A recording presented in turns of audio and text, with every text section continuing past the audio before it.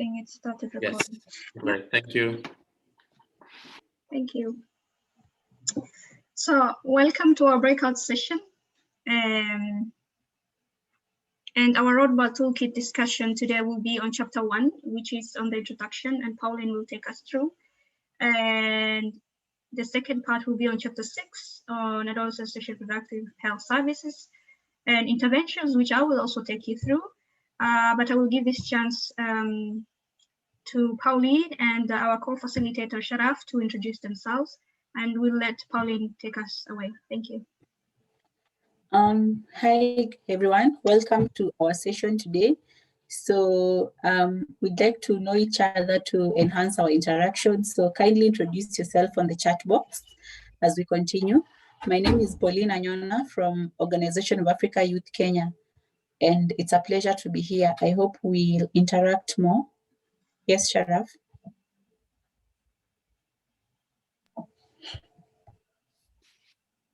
Just a sec, let me turn on my video camera as well.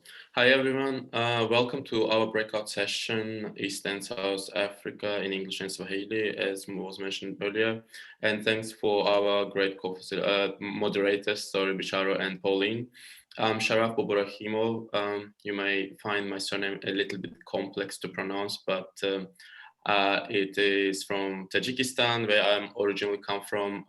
Currently, I'm doing my master's in Germany, and I'm supporting PMNCH, that stands for the Partnership for Maternal Health and Newborn Child, the Adolescent and Youth Constituency, supporting as a communication officer. Nice to meet you, everyone, and looking for the productive session. Over to you, Pauline and Bishara. Thank you very much. Please, participants, feel free to raise up your hand when we ask the questions. Fill in the comments. We'll be able to ensure that this session is very interactive between all of us, and we can all share experiences between ourselves, because I'm sure all of us have something to share. So thank you. I will let Pauline to take us through the introduction session. Yes, so our toolkit is on adolescent sexual and reproductive health.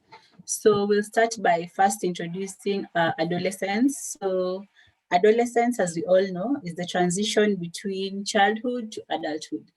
And the UN defines adolescence as the age between 10 to 19 years. And though from this toolkit, we do not limit the definition of adolescence to just age, and we see that sexuality and gender are also important variables when talking about adolescence development. So this transition period is marked by physical changes, cognitive, behavioral, and also social, psychosocial characteristics. So, and adolescent sexual and reproductive health refers to the state of physical, emotional, mental, and sexual well-being, social well-being of adolescents, and that is in relation to every aspect of sexuality. So adolescents are also they're human beings, yes, and adolescent sexual and reproductive health is also recognized as a basic and fundamental human right. So that is one of the reasons why we are very much interested in adolescent.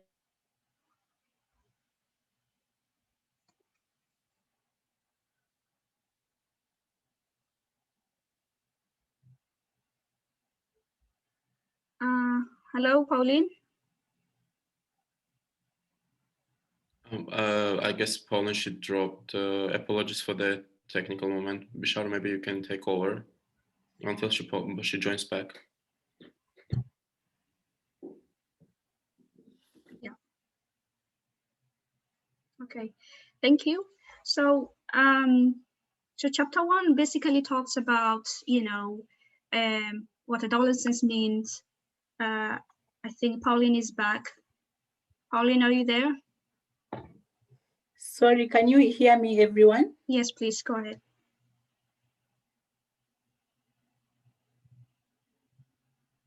Hello? Yes, please, go ahead, Pauline, we can hear you. Okay, so sorry about that. I think there was some technical hitch. So as I was saying, adolescents are, that we have more than 1.2 billion adolescents in the whole world. So we find that this is a group whose rights also have to be recognized and also upheld, respected, and protected. So that is one of the reasons that we have so much interest in adolescence. And also we find that adolescence is a strategic time in any human's development, because this is a group of individuals that are very creative, they are passionate and resilient, and they have a capability of exploring different creative solutions in difficult settings. You find that we are dealing with adolescents in humanitarian settings. So a few statistics to start us off about some of the leading causes of adolescent deaths worldwide or globally. So the number one cause of adolescent death globally is the complications resulting from adolescent pregnancies and childbirth. So we find that approximately 11% of all births globally are adolescent girls between the age of 15 to 19. So, and also we have interpersonal violences being another reason, another leading cause of adolescent deaths globally. We also have deaths from HIV as another leading factor contributing to adolescents' health, adolescents' death, and also mental health disorders. You find that these are some of the disorders that are such as coming from deaths, such as coming from factors such as depression among adolescents. So as actors in sexual and reproductive health, and especially as advocates, we need to promote adolescent sexual and reproductive health through promoting talks about healthy and positive sexuality, maternal and newborn health, positive puberty, menstrual health, and hygiene. We have the story from, is it Ika, the one that Nina told us about beginning her menstrual cycle and she was not aware, and also the parent was not in a position to explain to her the changes that were happening in her body and the reasons as to why she was bleeding. So we need to promote such talks, and also we need to promote talks about positive puberty and prevention and response to HIV, AIDS, and the sexually transmitted infections, prevention and response to unintended and unwanted pregnancies, prevention and response to gender-based violence, and prevention and management of reproductive cancers. Yeah, so these are some of the issues that we need to talk about as advocates working in the adolescent sexual and reproductive health.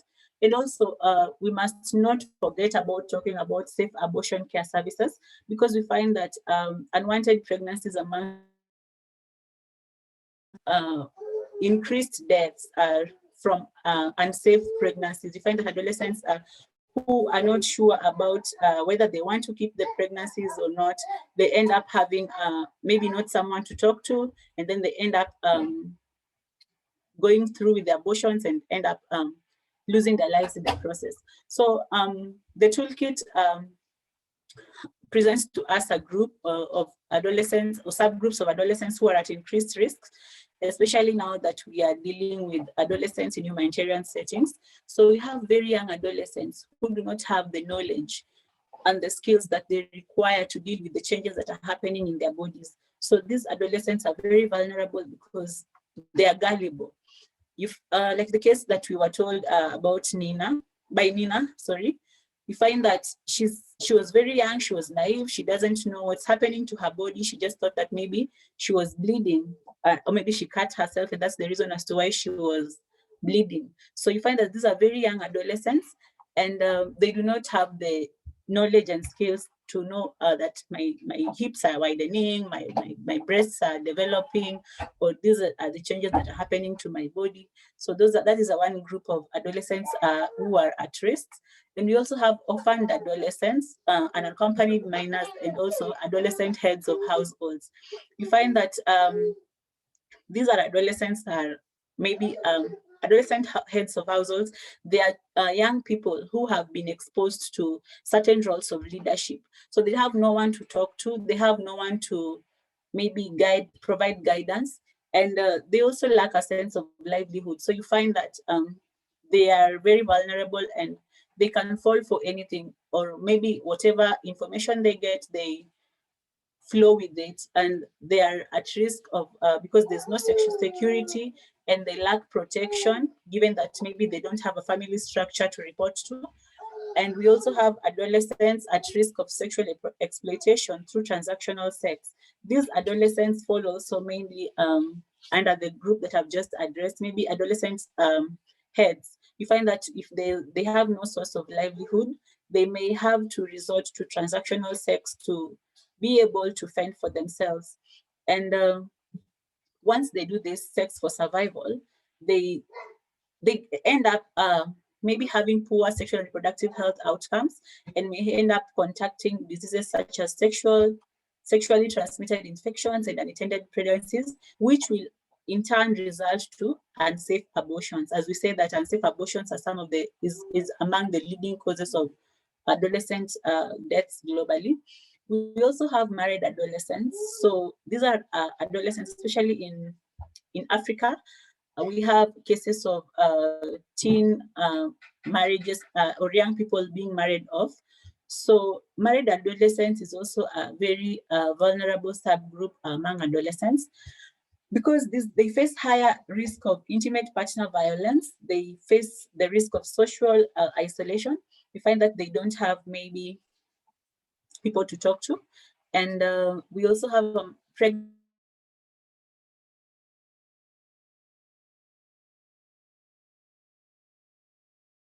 So all this you can find in the toolkit. And some of the barriers to good that adolescents have that bar their access to sexual and reproductive health can be have been explained in the toolkit through the social ecological model, and they can be grouped into 4. We have adolescent level barriers. These are barriers that adolescents themselves that happen because of the adolescents themselves. They are barriers such as age, personality, their mental health, and agency. And also we have interpersonal or relationship barriers. These are barriers that they have because of their relationship with family members, partners, peers, and community members. So we also have barriers that are community level. And these are barriers that adolescents have because of the society that they live in, and also the way they socialize in the communities. They are barriers such like in some communities, we have taboos discussing sex, and also cultural norms surrounding abstinence. And also we have structural level barriers. So these are barriers that are due to infrastructures and systems surrounding adolescents, maybe their ability to access these services, and also information about this. So all this can be found in our toolkit, and I'll pause here, but I have 2 questions, and one of them goes, how do you think your organization will use the guidance and tools from this chapter? I know we've just skimmed through, but I'm positive that you can get to answer this question about how we think our organizations can use guidance from this chapter. And my second question is how you think you can program, you can adapt your programming to address the unique needs of adolescents in your communities. So if you have, if you want to respond to any of these questions, please just raise your hand and we'll give you an opportunity to speak shortly before Bisharo takes over. Otherwise, Bishara, you may just jump right in. We may also type our responses to these questions in the chat box. And thank you so much. Bishara. Thank you, Pauline, for a very informative session on an introduction and what the tool entails in this section. Kindly, when the session ends or during your programming, visit the toolkit. You'll be able to learn a lot about this introduction session. So Pauline asked some few questions. Kindly, if you have an answer to any of the questions, we would love you to raise your hand and we will give you an opportunity to tell us something about it. And if you don't feel comfortable telling us, kindly chat. Use the chat and send us your response. We'll be happy to respond. And because of time, I'll just go through the next sessions and Probably when we finish, we can all take your questions and have this discussion as engagement between all of us. I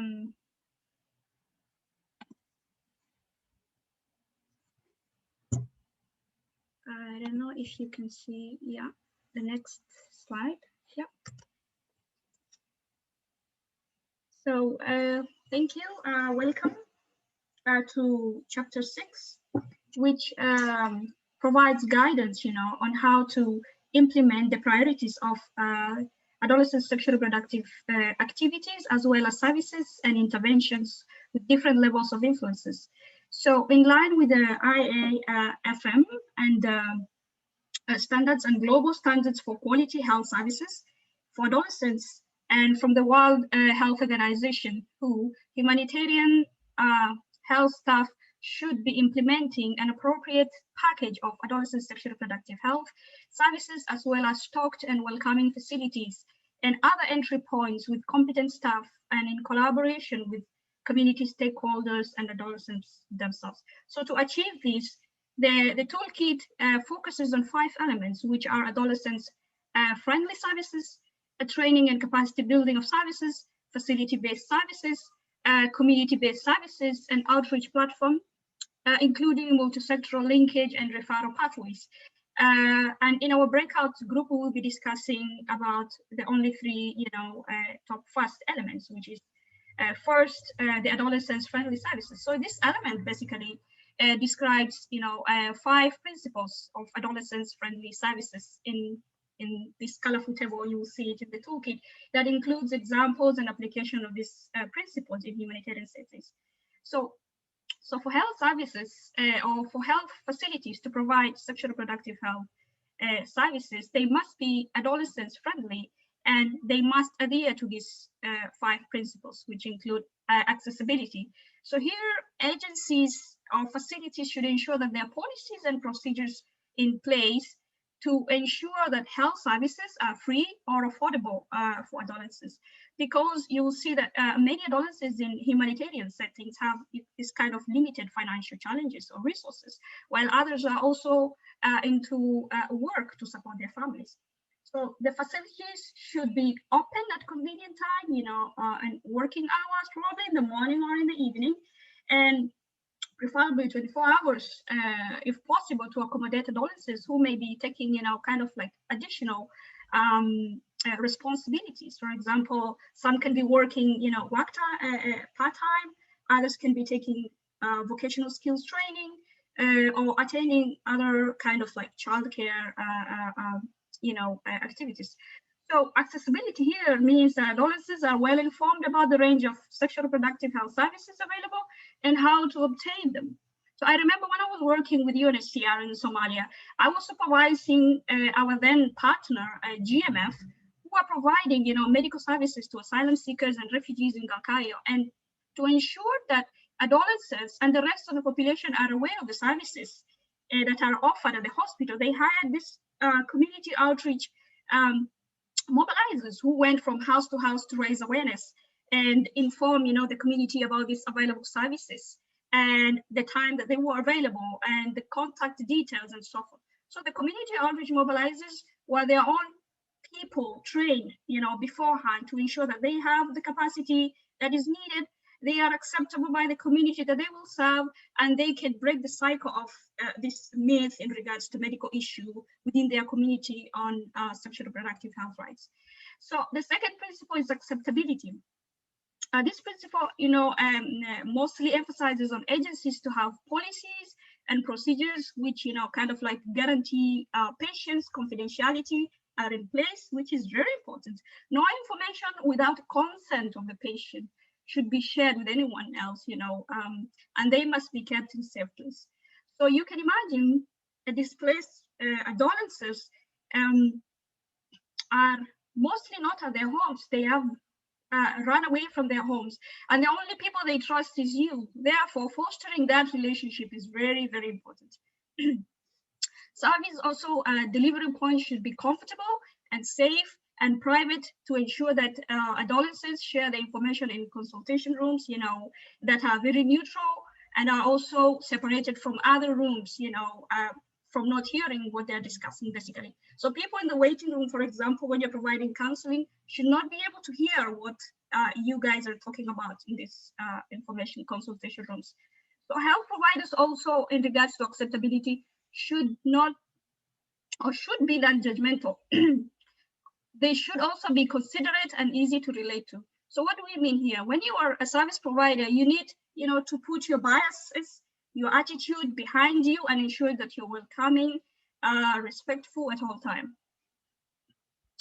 The third principle is appropriateness. So what does this mean? All adolescents, regardless of how they identify, mental and physical capacities, they can be IDPs, they can have diverse sexual orientation and gender identity or expression of, or any other characteristic that, should be able to receive health services that address their sexual reproductive health needs, and that facilities or other points of entry. For example, I remember we had these MCHs that were available everywhere, within IDP settlements or within refugee camps, that were used to deliver, health services and also sexual reproductive health services. So of course, one should know in humanitarian setting, not every facility will provide all services. Therefore, engaging and strengthening referral system is very crucial in this kind of aspect. Number 4 is the principle of equitability.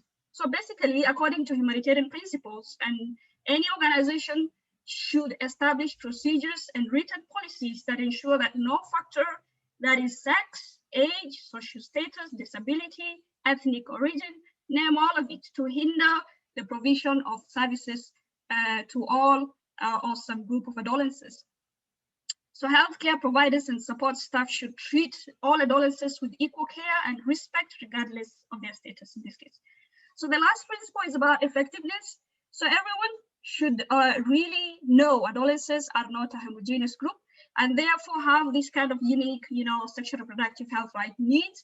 And providers should be trained on the critical and counseling competencies, as well as in interpersonal skills required to deliver quality sexual reproductive health services to adolescents. So the providers here should also follow quality standard protocols of the country they are in and the organizations they belong to. So in countries or contexts where these kind of standards of the countries are not aligned with the global standards, humanitarians should work towards, updating and improving these guidelines. So lastly, on effectiveness, the healthcare providers cannot deliver actually quality sexual reproductive health services without needed material and supplies of equipment. So regarding our second element, which is the training and capacity building of staff, we see that this section actually provides training guidance and tools for building the capacity of sexual reproductive health managers, in addition to materials for them to train service providers and community health workers. This is actually very important because managers are largely responsible for coordinating and delivering clinical trainings, as well as providing, a training and orientation on sexual reproductive for other staff members and those outside the organization. So it's very important for them to reflect on the context, adapt the language, which is very also important, using phrases, what kind of words and sentences you should be using to engage the adolescents, and also the content of adolescent sexual reproductive health rights. So example, during the COVID-19, all of you maybe have seen that sexual reproductive health organizations had to adapt, their training strategies to, adopting the remote, virtual and blending learning approaches, which while applying, infection prevention and also control to prevent transmission of the virus and comply with appropriate risk mitigation measures. So secondly, the section also provides guidance on conducting orientation for non-health staff to ensure holistic programming across humanitarian sectors. So this is because people like community outreach workers or program staff have the role in creating, safe and supportive environment for adolescents to access quality-friendly services and information. This will enable them keep, updated on the relevant information, the resources available for adolescents to promote SRH, and also education and counseling, and also change of attitudes. Our last element is on facility-based services. This element basically discusses all SRH services available to adolescents at health facilities, as well as those connected to health facilities, such as mobile health teams, telemedicine, and also self-care approaches. So these facilities should include a diverse range of providers and support staff, including range of age and gender. So adolescents may feel more comfortable, speaking to a provider of the same gender, or, someone they can relate to. So the toolkit actually explains what kind of services must be available at SRH health facilities, which include clinical management of rape, that is CMR, for survivors of sexual violence, as per WHO CMR guidelines, including the PEP kits. So there must be provision of clean and self-delivery, safe and supported referral for life-saving services, counseling, dissemination of SRH information during counseling session, among others. So secondly, a major tool included in this section is adolescent sexual reproductive health health facility checklist. Very important tool, which can be used to assess how responsive the facility is to adolescents' needs, and can be used to monitor quality of SRH services and information provided to adolescents.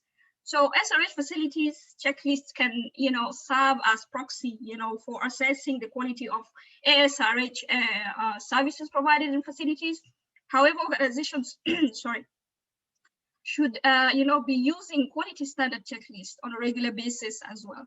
So the toolkit mentions examples of the checklist included in WHO standard and so on. So kindly please check them, when you go through the tool, and also when you're designing your SRH program. So I will also present my questions, and if any of you have answers to them, you're also welcome. So the first question is, how do you think your organization will use the guidance and tools from this chapter? And also secondly, there is this limited data on telemedicine and self-care approaches, being used to increase SRH access and use of adolescents in humanitarian setting. So how can we use the toolkit to advocate for more of this work?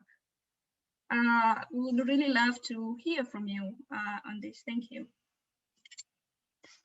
Sharaf, if we have any questions in the chat box that you would love us to hear, or anyone wants to raise their hand and just add up, kindly let us know. Thank you, Bishara, for the presentation. So far, I don't see questions coming in the chat besides two comments from Gaya Blom and Tsepo. I hope I pronounced your names correctly, where both of them, they are stressing the importance of having the first chapter and the toolkit itself overall. That would be beneficial for their work and for the work of many organizations who are working in the field to provide SRH services for the adolescents and young people. And stressing on Bishara's request, I kindly ask everyone as well to unmute themselves if they want to speak, or if you have any, you want to answer to any of the post questions that are also in the chat, or if you want to comment on the toolkit overall, you are welcome to speak or share your comment in the chat box. Thank you. Okay, thank you. Can you hear me? This is Tsepo from World Vision Lesotho. Yes, we can hear you. Go ahead, Tsepo. All right, thanks. I think to answer the question, one of the things that for us, we a new program in the area. So one of the things we have actually been, I think for us, SRH is more of a secondary part of what we do, because we mainly work with we work in terms of under 5 issues of malnutrition for under 5s. So what are the things that we are finding out is that we have a lot of young mothers who lack information, and we find them like they found themselves being trapped in a cycle in a way, because now immediately, because we work in remote areas where high schools, where they, for them to access high schools, they have to leave home. So you would find that a year or two later they come back pregnant, and that and then they're unable to continue with school further. You find that they don't have the information, so it's that they end up getting caught in that cycle of getting pregnant very early, lacking information, and then we get problems with children because now children are malnourished. I think our stats currently, we are stunting, especially from 6 months to 2 years. I think we are standing close to 40% of children. So that is where. So I think the tool is going to be very helpful in our area. Thanks. Exactly, I agree with you. I think the tool is able to educate and build capacity of staff or projects, or I mean project staff who are working within that area, or even your organization, to be able to implement SRH programming, effectively in that, and also strengthen this referral mechanism while working to ensure that they also receive nutrition, needs by coordinating with partners who provide that services. Thank you. Anyone else with a question, please? I do have a question. Or comment. Yes, actually, please. a comment. Yes, thank you. Can you hear me? Yes, yes. To me, I feel this tool is coming in a very timely manner, more especially for our programs. I've also worked with global programs in 69 developing countries, and something I always notice is the mapping and identification of adolescents, more especially when it comes to SRHR oriented programs. Something you mentioned about the different categories of adolescents. Talked of household, adolescent. How did you say it? Adolescent-headed households. We have adolescents who are like working adolescents, and usually when you look at programs, they just categorize adolescents using age. So this toolkit, I think, will help to do an intersectional kind of analysis during the mapping and identification of the adolescents, to not leave out the most vulnerable adolescents, but to target all the different adolescents using the different indicators that you've highlighted in the tool. So I'm really happy about this tool, personally for our projects and programs, but at a global level, I feel like it will help to have that streamlined identification of the different categories of adolescents, not just by age, but the different characteristics which you mentioned earlier. Thank you very much. It's very important that the toolkit now caters for different groups and their vulnerability also, and ensuring that each and everyone has a checklist to be looked at and to be compared with when you're doing your designing and implementation of your program. Thank you. We are glad that this toolkit will be very effective for everyone after this. Someone else has a question or comment? Yeah, for me, it's a question. Yes, I would because I know you did a lot of research to come up with this tool. I'm curious to know, looking at what was there before and what you've come up with in this new toolkit, how would you compare both in terms of the changes that this toolkit will try to tackle, or the problems that were missed in the previous toolkit? Because I think the previous one has been there for the last 10 years, if I remember well. I know you've built on that, but I would like to know which areas or gaps that this tool is filling. Yeah, thank you very much. I will give this question to Sharaf to give us a little bit of an answer to it. Yes, Sharaf? thank you, Bishar, for directing question, and thanks, Michael, for posing this question. I personally cannot answer your question directly because I was not involved in the process of updating the toolkit, but we will address this question to the Save the Children and the interagency working group that was handling the updating of this toolkit. They will get back to you individually when they have the answer for this question. But I'm pretty sure it will be soon. And I assume your contact details can be found in the registration list. Could you please remind which organization do you represent? Because we have 30 seconds before we move to the The umbrella. I'm from the Umbrella of Hope Foundation.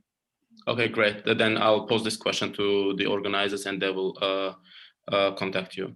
And thanks everyone for your active participation. Unfortunately, now our time is up and we are moving to the plenary session. Automatically, you will be directed to the plenary. You may not do anything. Thank you. Thank you.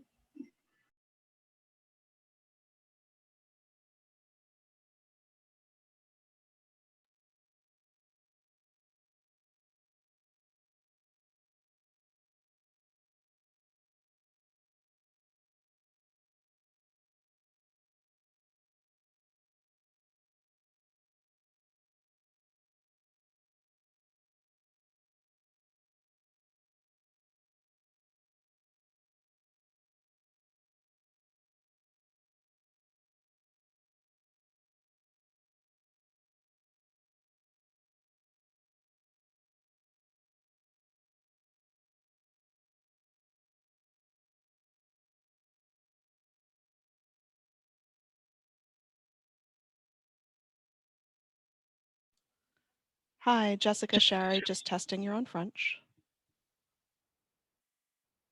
Hear you, Shari? Jessica?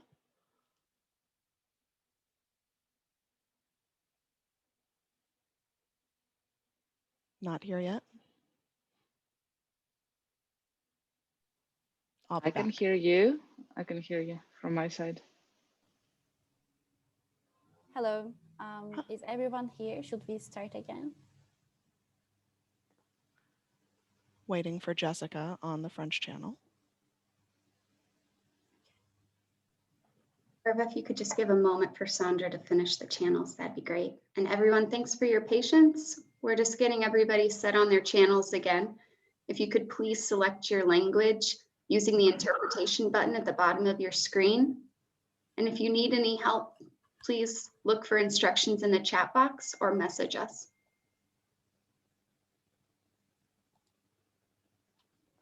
Sandra, just let us know when you're all set and we can get started again. Thank you everyone for your patience.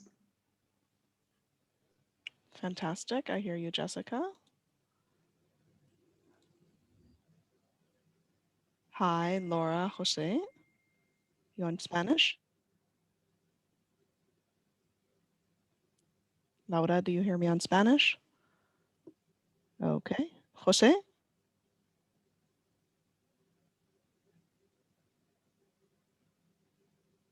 right, let me see if Jose is not on.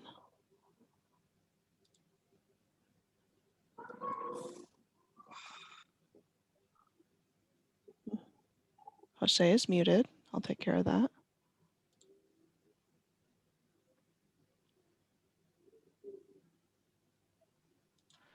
Just a moment.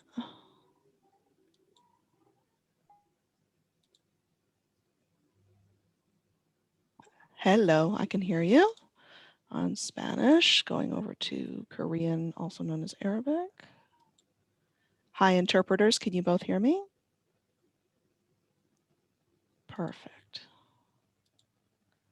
Okay, reassigning host to Laura. Just a moment. Okay, language interpretation channels are all done. Thanks, Sandra. Take it away, Irva. Okay, thank you so much. Hello, everyone. Welcome back. Thanks so much for your cooperation so far. I hope everyone could be able to select the language which is the most comfortable for themselves. Welcome again. Hope you enjoyed your breakout sessions so far, and I would like to thank you all for your joining those sessions and sharing your valuable inputs with us.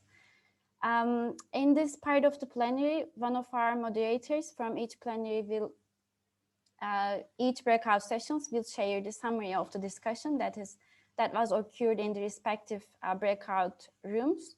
Ömer and I will be facilitating this part of the session. To introduce myself briefly, my name is Erva. I am originally from Turkey and I work with the United Nations Major Group for Children and Youth as one of the global focal points for the humanitarian affairs. Ömer, would you like